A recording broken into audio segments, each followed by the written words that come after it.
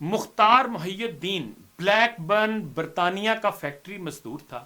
1 crore 80 lakh pound کی lottery جیتنے کے بعد یکسر بدل گیا، اپنے پاکستانی بیوی بچوں کو چھوڑ گیا، جوئے اور شراب کا بری طرح عادی ہو گیا اور امیر کبیر آوارہ عورتوں کے ساتھ راتیں بسر کرنے لگا۔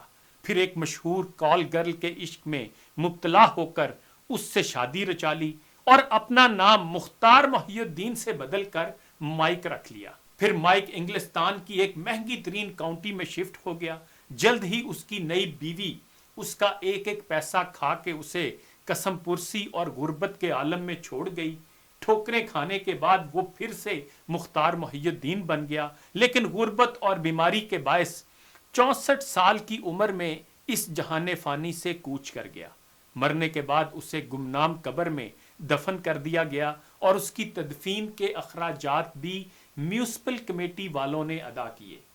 اس نے سوچا ہوگا کہ دولت ملے گی تو وہ کامیاب ہو جائے گا، بہترین زندگی گزارے گا۔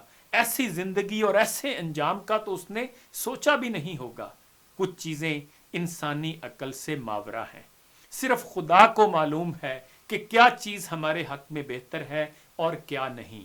اور ایک مزید اہم بات یہ کہ جب دولت مانگو تو اس کے ساتھ صحت اور ایمان کی سلامتی بھی مانگو۔ یہ نہ ہو کہ دولت مل جائے اور صحت یا ایمان جاتا رہے، یہ سودا تو گھاٹے کا ہی ہوگا نا۔